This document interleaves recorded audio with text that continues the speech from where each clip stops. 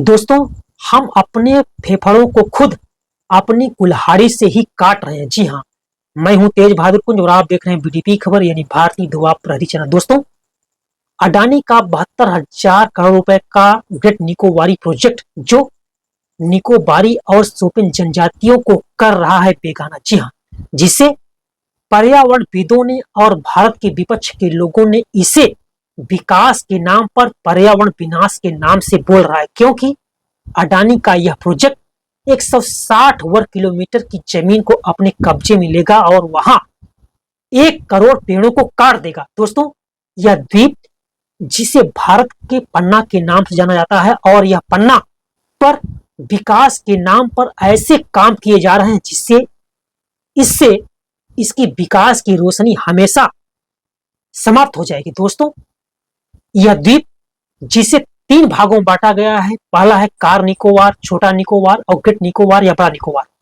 इसी ग्रेट निकोबार पर दिसंबर 2004 में एक ऐसी सुनामी आ गई थी जिससे तबाही मचा दी थी और भारत की अर्थव्यवस्था डामाडोल हो गई थी। साथ ही साथ उस सुनामी ने 2004 में आकर के यहाँ की जमीन को 2.85 मीटर नीचे धंसा दिया था, क्योंकि यह सेस्मिक जोन 5 के अंतर्गत आ रहा है। लेकिन यहीं पर वर्तमान में बैठी सत्ता दल अडानी समूह को यहाँ पर कंक्रीट का नेटवर्क बिछाने के लिए जिम्मेदारी देती है। अगर फ्यूचर में यहाँ पर कोई ऐसी घटना होती है तो फिर सरकार इसी के सहारे उन्हें क्षतिपूर्ति का सहारा लेकर के उन्हें और सहारा दे सकती था। साथ ही साथ 160 वर्ग किलोमीटर में जो पेड़ होंगे और वहां के जो जीव जंतु होंगे, साथ ही साथ वहां पर जो कोरल रीफ यानी मुगा की जो चट्टान होगी जिसे समुद्री वन के नाम से जाना जाता है, वह भी नष्ट हो जाएगी। साथ ही साथ यह वन जो ऑक्सीजन प्रदाता होते हैं, लेकिन आज इस फेफड़े को हम खुद अपनी ही कुल्हाड़ी से अपनी चुनी हुई सरकार के माध्यम से कटवाने का काम खुद कर रहे हैं, जबकि आज पूरी दुनिया और पूरे भारत के अर्थात 145 करोड़ की आबादी से ज्यादा लोग वैश्विक तापमान से लड़ने के लिए जूझ रहे हैं। लेकिन आज सरकार वहां पर कंक्रीट का एक नेटवर्क बिछा रही है जो उष्मा द्वीप बनेगा और उष्मा द्वीप से वहां तमाम प्रकार के नुकसान होंगे।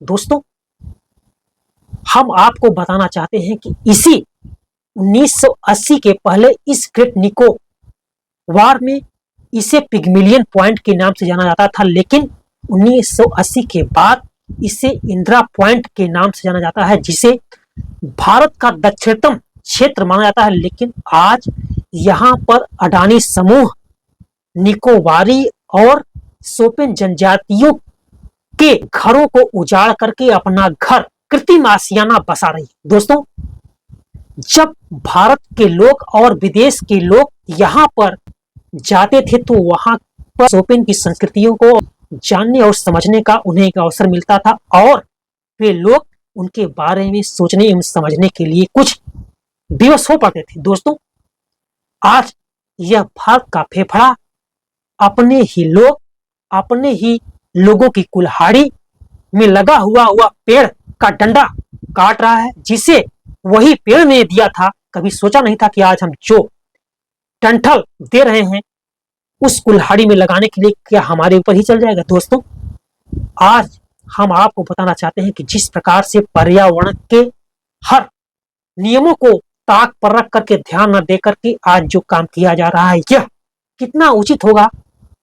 दोस्तों, पेड़ ऑक्सीजन प्रदाता होते हैं और 1 वर्ष में वह कितना देशवासियों को ऑक्सीजन देते हैं। साथ ही साथ ये भारतीय मानसून को एक प्रबल शक्ति दिया करते थे, जिससे भारतीय मानसून जो अनियमित हुआ करता था वह नियमित की दिशा में थोड़ा अग्रसर रहा करता था। लेकिन इन ग्रेट निकोबारी वन के कट जाने से कितना बड़ा नुकसान देश को था। साथ ही साथ 147 करोड़ लोगों को जो इसमें योजना पड़ सकता है, भविष्य को देखना कितना दिलचस्प होगा। और इसी प्रकार से आप भारतीय धुआं प्रहरी आप चैनल को आप देखते रहिए, सजग बनिए। जय हिंद।